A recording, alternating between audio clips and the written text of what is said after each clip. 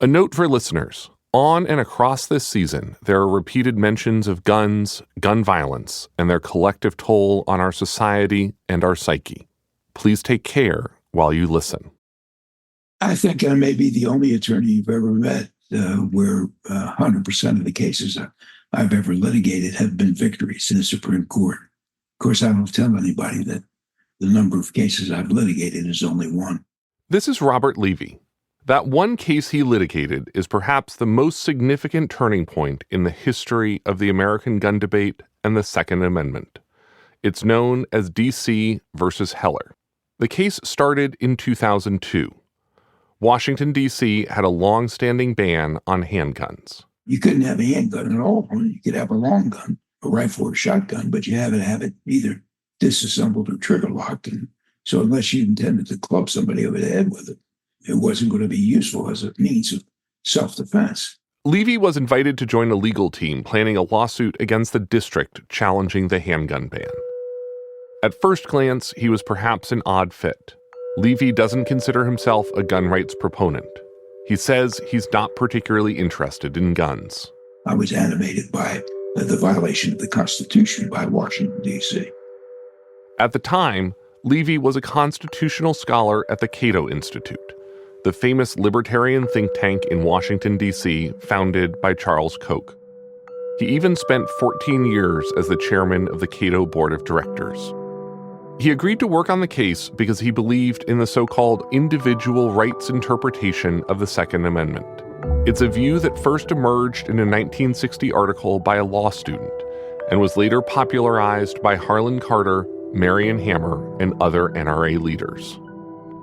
One basis for this view was evidence that as Englishmen, the framers of the Constitution had enjoyed the right to bear arms for protection through English common law. And proponents of the individual rights view claim that the right was also guaranteed in the American Bill of Rights, that the right to own and bear firearms extended not just to the service of militias, but also to individuals for self-defense.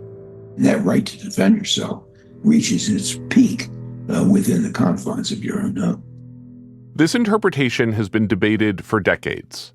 Some historians argue that firearms in that age weren't even practical tools for self-defense. Think about colonial-era muskets or black powder rifles, the guns that existed then, long before revolvers were invented. Loading and priming a single round took far too long to be effective. For most of U.S. history, the Supreme Court had hardly weighed in on the matter, and several U.S. courts had previously upheld that the right to bear arms was indeed limited to militia service. In a 1991 interview on PBS's MacNeil-Lehrer NewsHour, former Chief Justice Warren Burger claimed special interest groups like the NRA had deceived Americans. This has been the subject of one of the greatest pieces of fraud, I repeat the word fraud, on the American public by special interest groups that I have ever seen in my lifetime. But in 2001, George W. Bush's administration had affirmed the individual rights interpretation.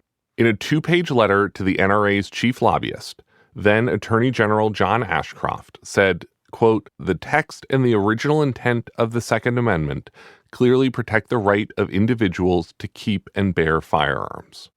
In his letter, Ashcroft cited a handful of Ivy League liberal scholars who supported the view too. In Levy's view, the time seemed ripe to settle the debate for good at the U.S. Supreme Court. So we had the federal government that seemed to be on our side, and we had some liberal commentators who were respected on the left that took the individual rights view. The stakes were extremely high. If they lost, they were risking the freedoms of all gun-owning Americans. For their case, they needed to find the perfect plaintiffs. They were looking for a diverse group of law-abiding D.C. residents who strongly believed the Second Amendment gave them a right to bear arms for self-defense. And ideally, the plaintiffs had to be relatable. There needed to be a reasonable justification for why they needed a gun. In other words, a good reason they had to be afraid. There had to be a good story to tell, because a lot of times public interest cases are litigated in the court of public opinion in addition to the usual court. One plaintiff was a gay man who'd survived a homophobic assault. Another was a woman who'd been repeatedly harassed and threatened by local drug dealers. Their fears were understandable, but there was a problem. The plaintiffs also had to have legal standing. That means they had to have been affected by the D.C. law they were challenging. It wasn't enough to claim that you wanted a gun. You had to go buy one and essentially risk being put in jail for having done that. In 2006, the team's case ended up before the U.S. Court of Appeals for the D.C. Circuit, where 5 out of the 6 original plaintiffs were dismissed. The Court of Appeals determined that only one plaintiff had sufficient legal standing, a man named Dick Heller. Heller carried a gun every day for his job as a guard at a federal office building. But after work, he had to turn in his firearm. D.C. law prevented him from having a gun at home without a special license. So Dick Heller actually applied for a gun, and he was turned down. None of our other 5 plaintiffs did that. Because he had legal standing, Heller became the lead and only plaintiff in the case, as it wound its way ultimately to the nation's top court. It would be a landmark moment, the first time in almost 7 decades that the Supreme Court would weigh in on the Second Amendment. After more than 5 years building and arguing their case, Levy and his team finally got their answer. In June 2008, Justice Antonin Scalia delivered the opinion of the court. We hold that the Second Amendment guarantees an individual right to have and use arms for self-defense in the home, and that the district's handgun ban, as well as its requirement that firearms in the home be rendered inoperative, violates that right. The justices were split 5-4. Heller had won.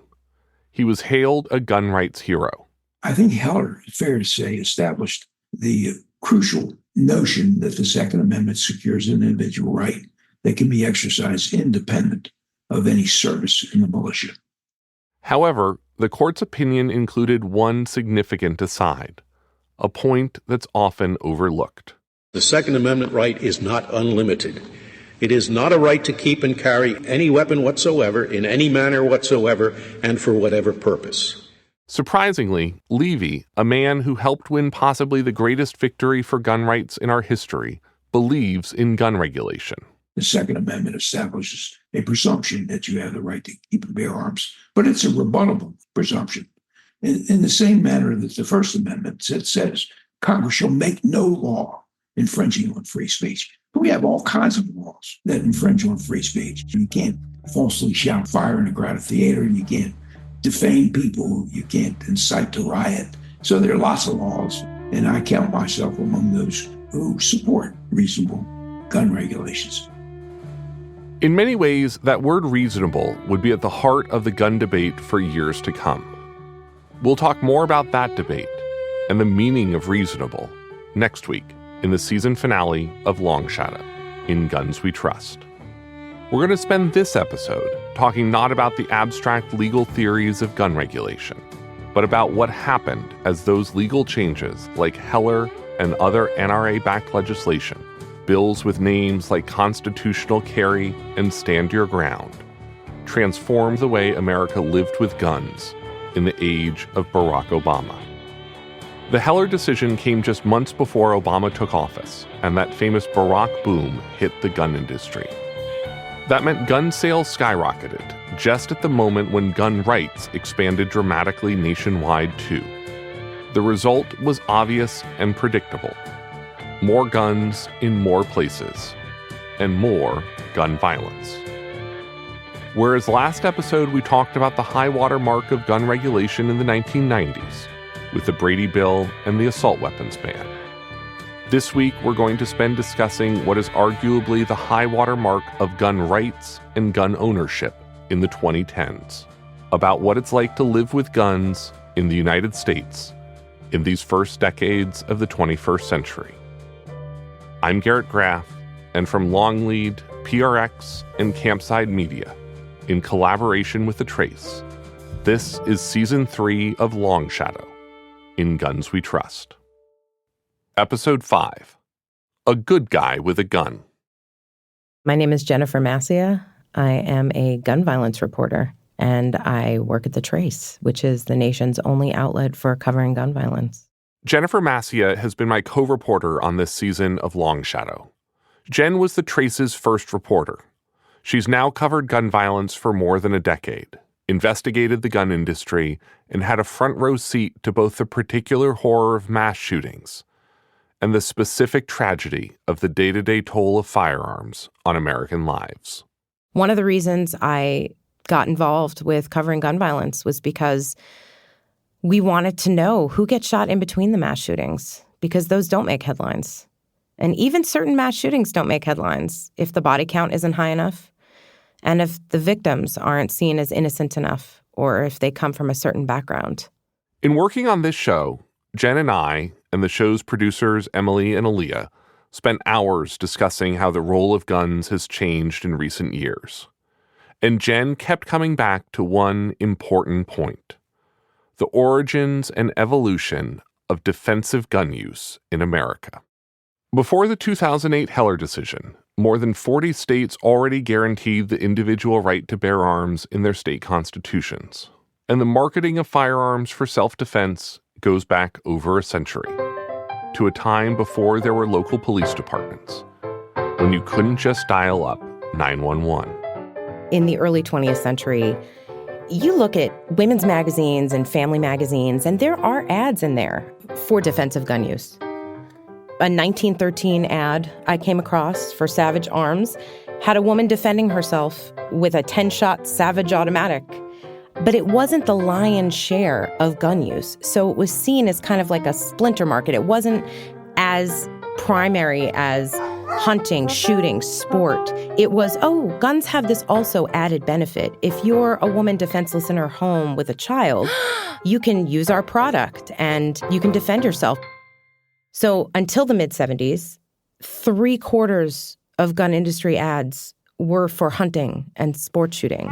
Guns and hunting are a basic part of the American heritage. And less than 5% were marketed for protection. Over the decades, though, that ratio flipped. And by 2019, less than 5% of the ads promoted guns for hunting and sports shooting. As we've discussed in previous episodes, the philosophy and justification of defensive gun use became the animating force of the gun rights debate in the 80s and 90s, alongside the proliferation of handguns, which are easy to handle and easy to conceal, and which were marketed specifically for self-defense. But the good guy with a gun concept that we all know and love today really took off after Florida passed Stand Your Ground in 2005. The NRA and the gun industry that was producing these weapons put the message out there that you're not safe unless you have a gun, that there are criminals around every corner and the police are too far away to help you. And in some places that is true, but in a lot of places it's not. And it helped reinforce the idea that guns equal safety. Stand Your Ground aimed to amend state laws based on what was known as castle doctrine, which traces back to 17th century English common law. That legal concept posited that a man's home is his castle and that he has the right to defend it using deadly force if necessary. However, this only applied inside the home. If a person was confronted or attacked in the public square, they had a legal duty to retreat to safety. In other words, escape, run away, don't fight back.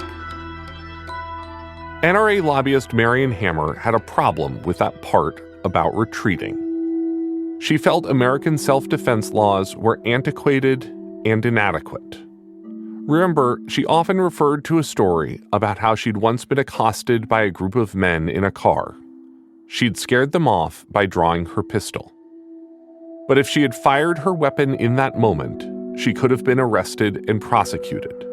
What I like to call bleeding heart criminal coddlers want you to give a criminal an even break so that when you're attacked, you're supposed to turn around and run rather than standing your ground and protecting yourself and your family and your property.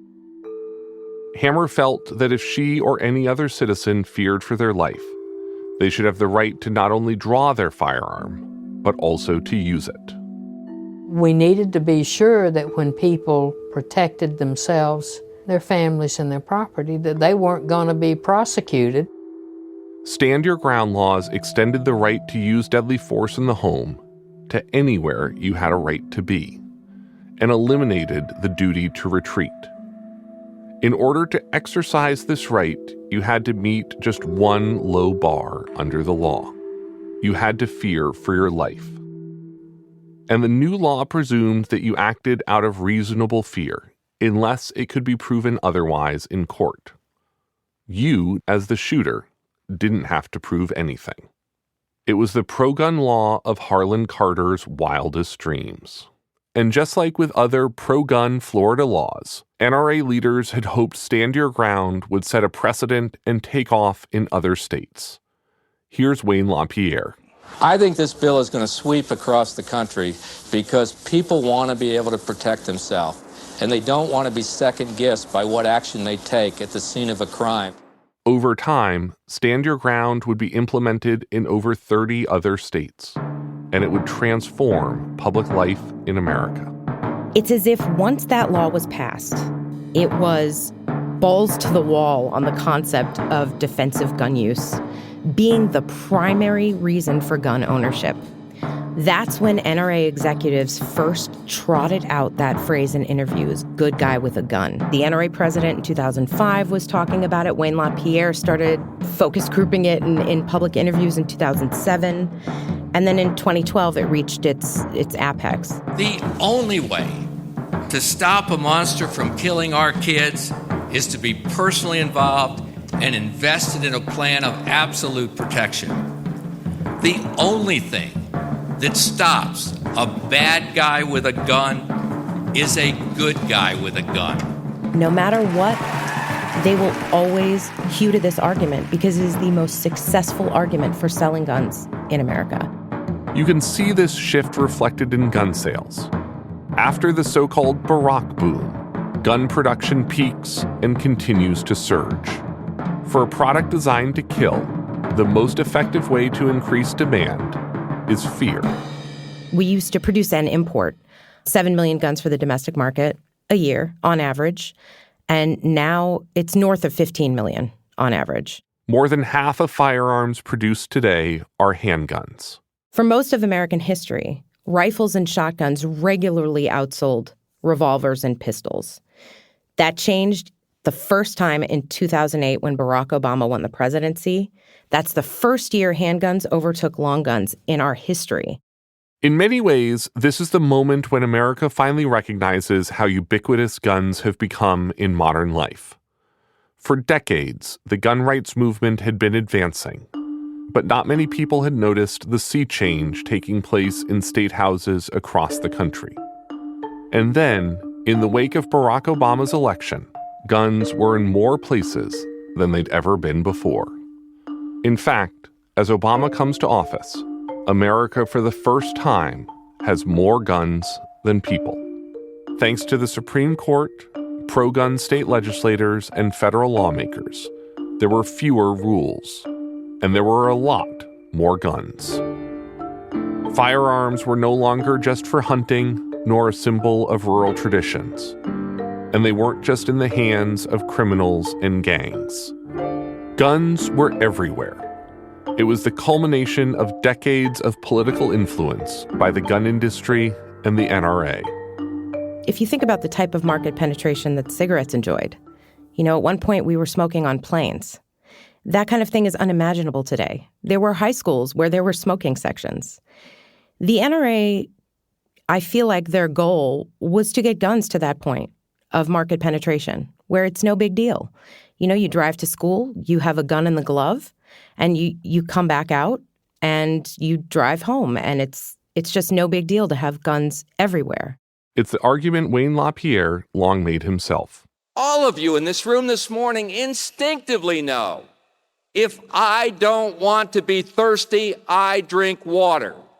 If I don't want to be hungry, I eat food.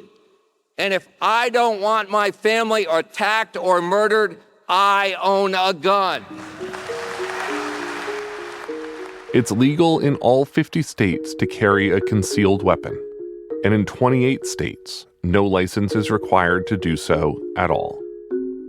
Jen recently co-reported a story for The Trace about the increasing prevalence of guns in public spaces.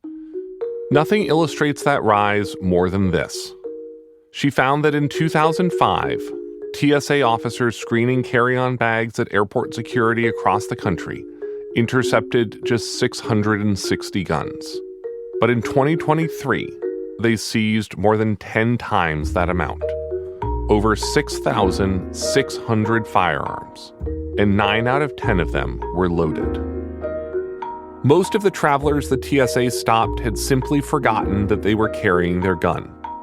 At airport security, where most of the time we still take off our shoes before walking through the metal detectors. But while most American gun owners today say that they own guns primarily for protection and self-defense, it's hard to tell how often people actually use guns to defend themselves. Police departments don't track it, and while the FBI does tally justifiable homicides, those records don't include injuries. Gun proponents often cite a 1990 study based on a survey of just 5,000 people, extrapolated to represent the entire U.S. population. That study estimated that Americans use guns defensively approximately 2.5 million times a year. But few outside the gun industry believe it's anywhere close to that prevalent. It's almost surely a fraction of that number. Probably a tiny fraction. Jen says that figure appears to be significantly inflated when compared with other data.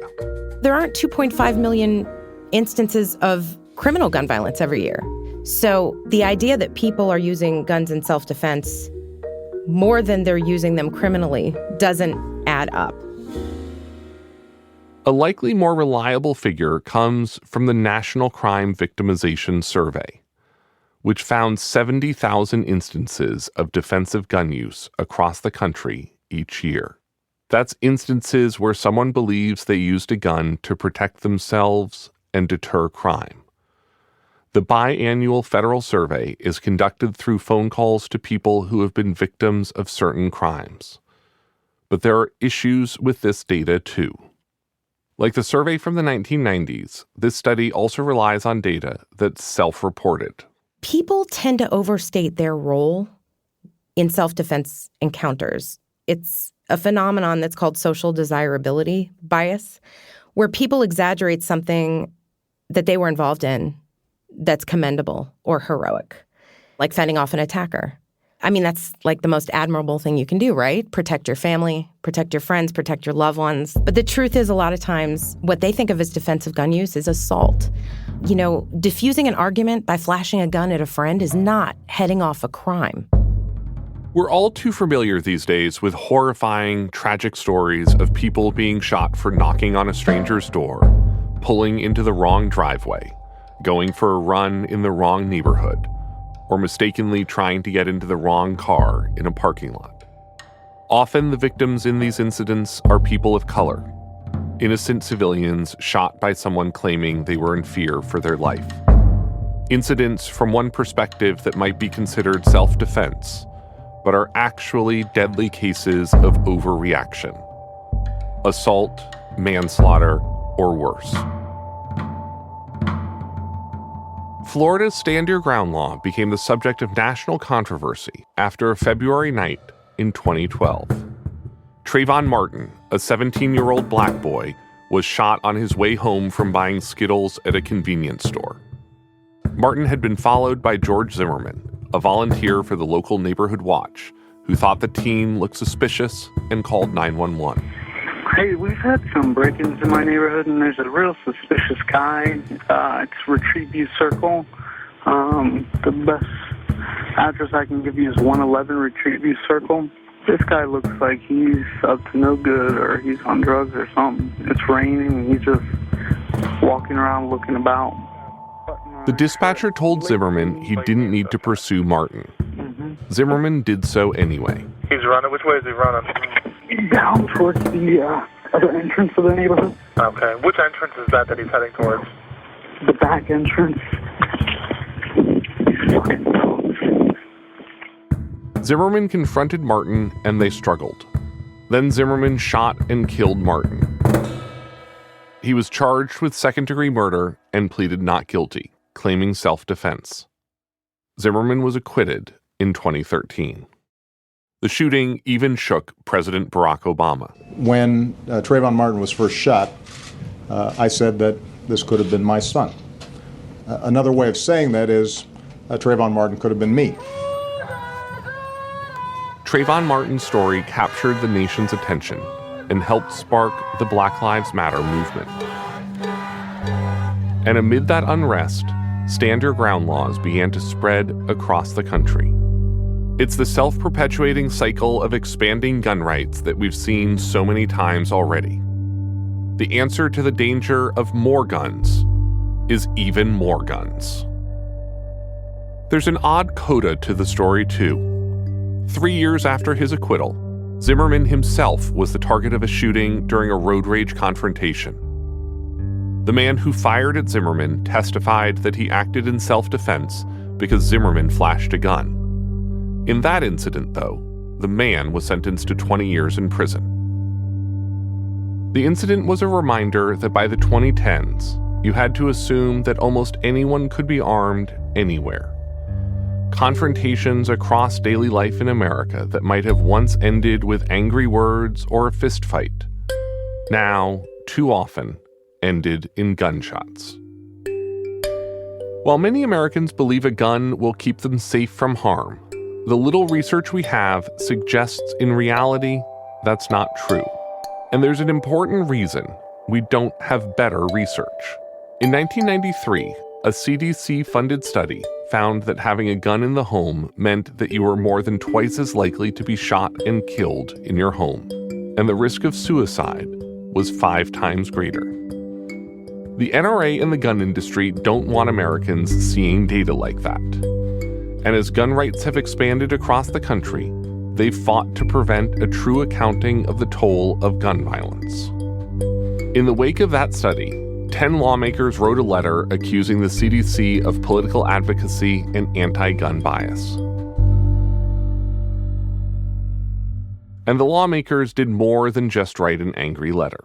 Arkansas Congressman Jay Dickey attached a provision to a 1996 appropriations bill that became known as the Dickey Amendment.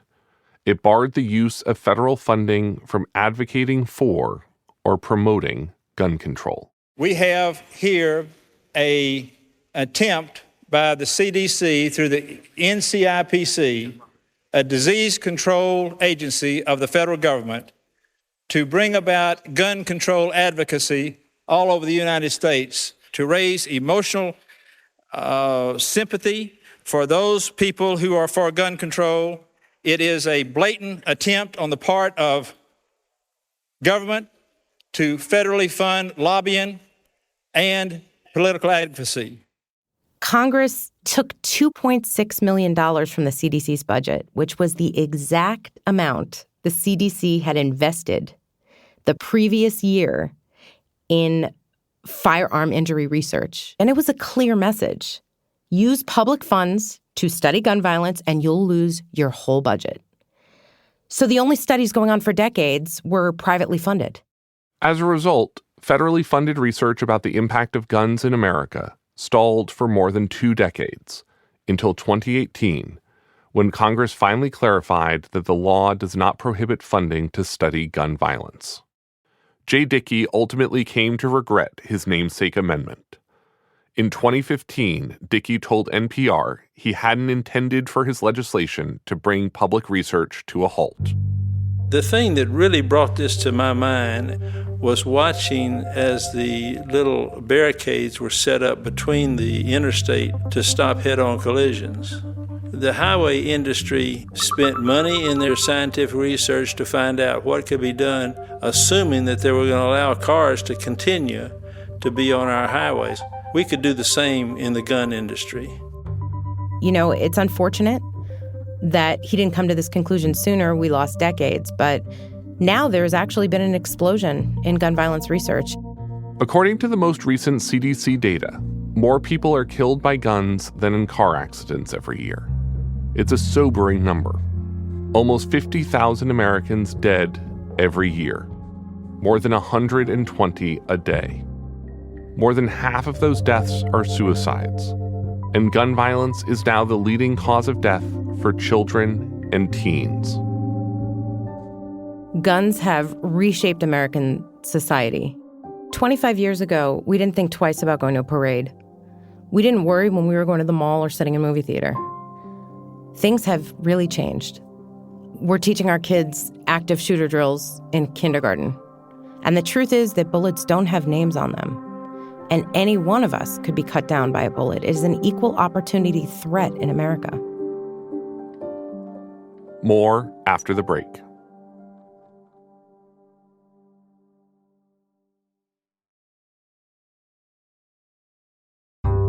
By the late 2000s, it was becoming clear that background checks and waiting periods alone weren't enough to stem the national tide of gun violence.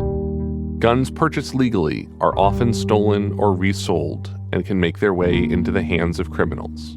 And the system failed to prevent previously law-abiding people from purchasing guns legally that they intended to use in a crime.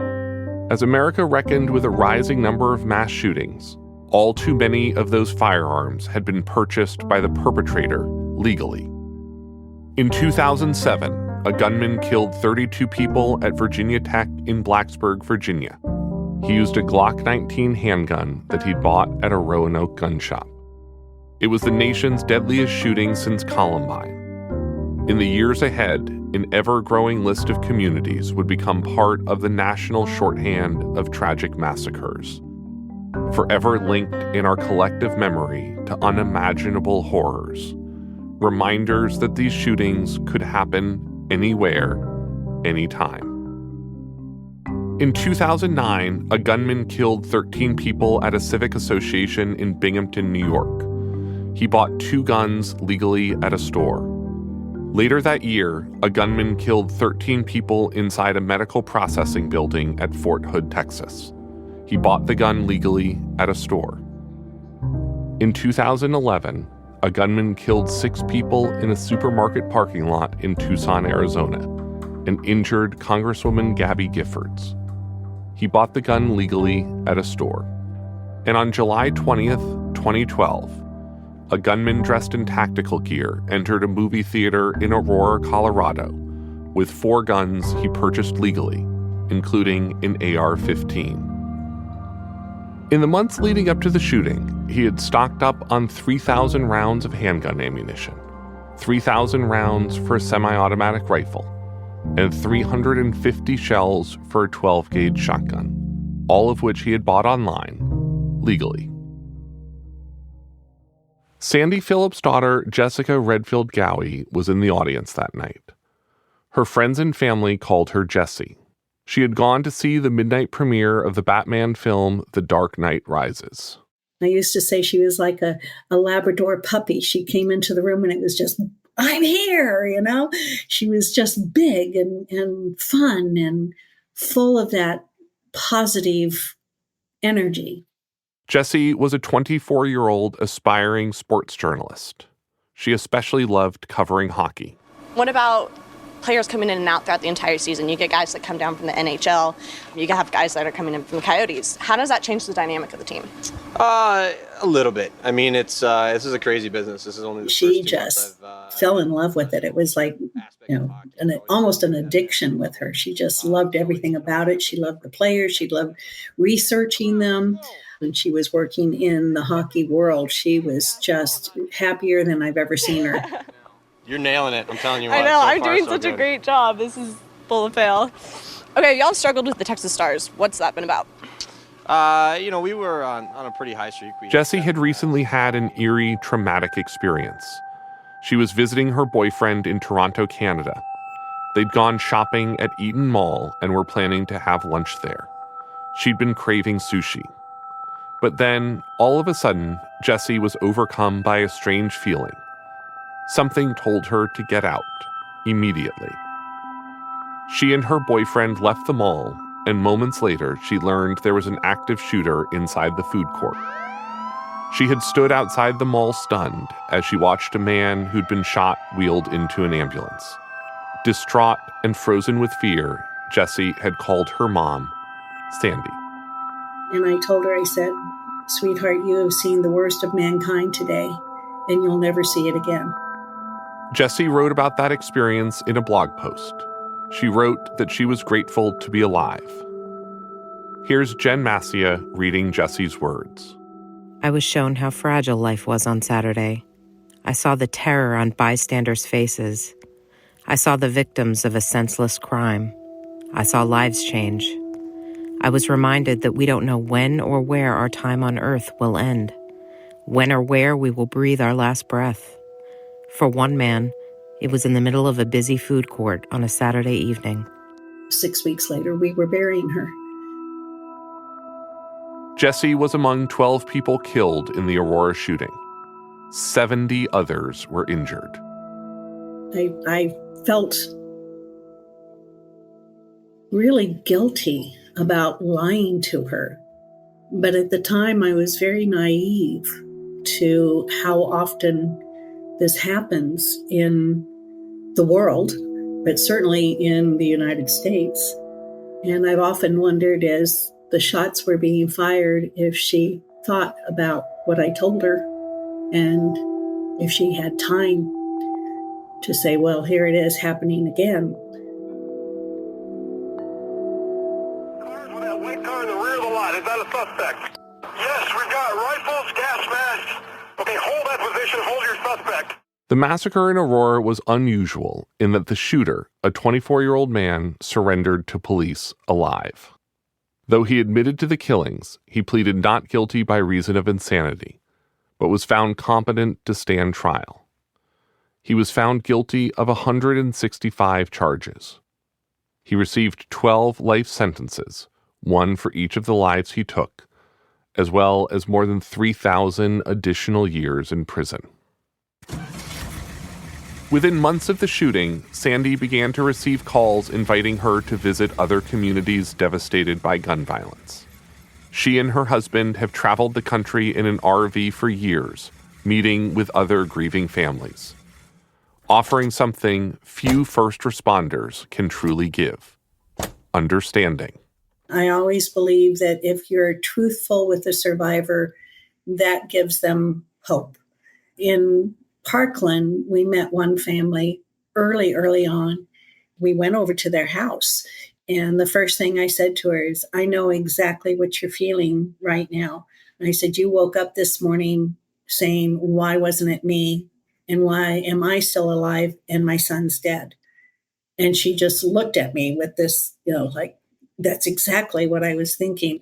We talk about Uvalde strong, Las Vegas strong, Aurora strong. We have all these strong, which I absolutely hate, because what it says to those who are directly affected is pick yourself up by the bootstraps and get on with your life.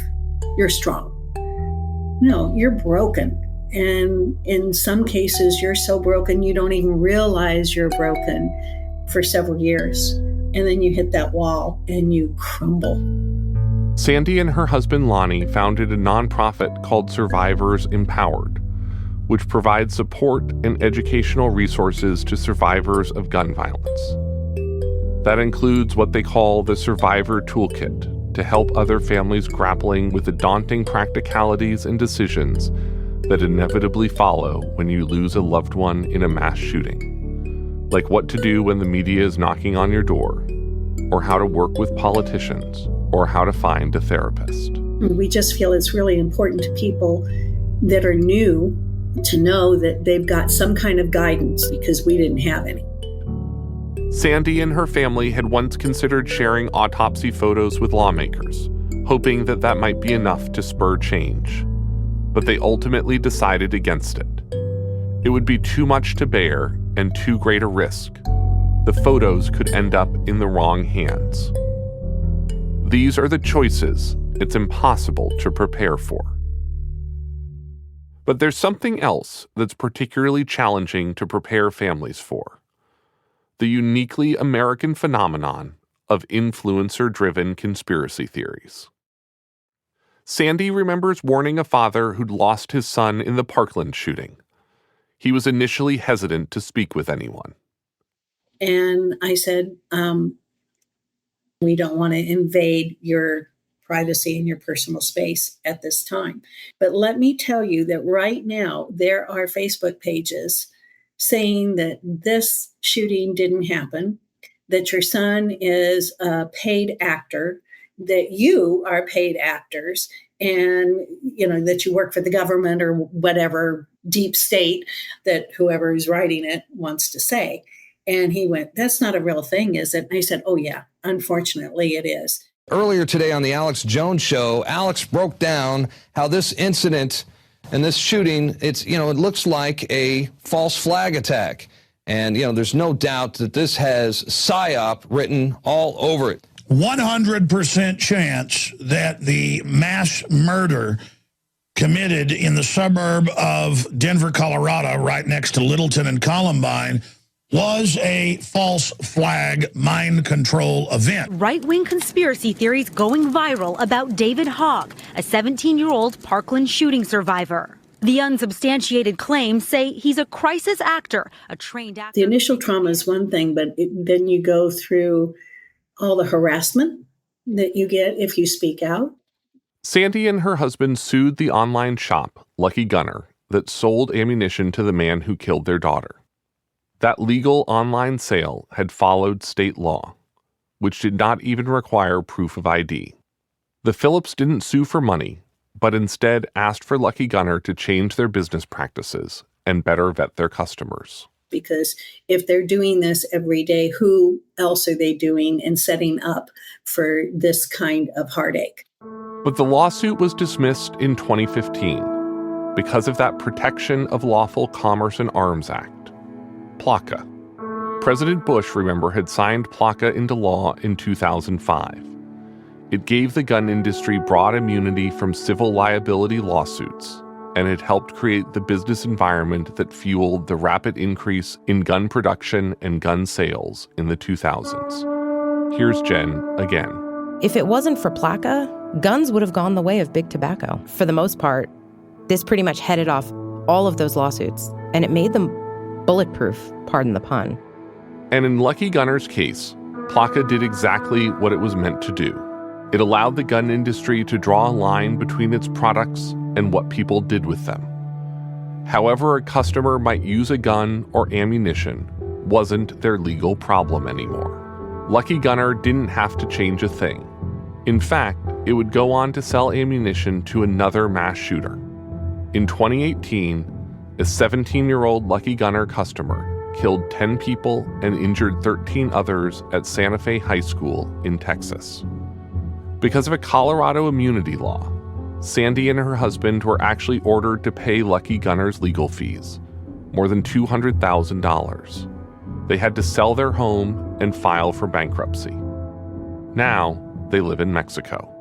It took everything from us. And that's part of the reason why we're living in Mexico.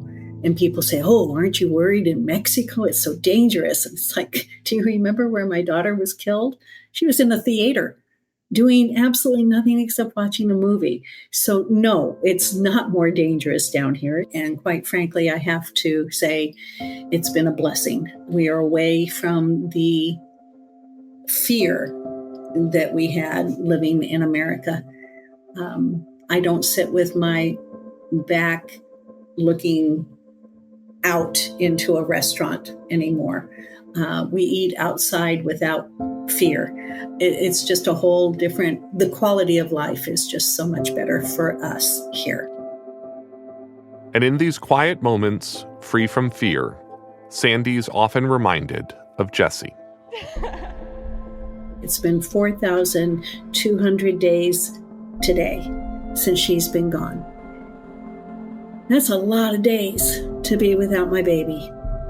I am spiritual. I'm not terribly religious, although I was raised in the church. I'm just not a religious person. But after Jessie was killed, I was like, Where is she? Is there a heaven? What has happened to my baby? And one of her very good friends is a scientist. And he said, all we are is energy. And we're bottled in this body of ours. And energy has no beginning and it has no end. It's eternal. It morphs, it becomes something else, but it's there. And that helped me more than any sermon, any preacher. That helped me more than anything. And it changed how I mourn my daughter. I talk to Jessie every day. I really do. I feel her around me all the time. And it helps.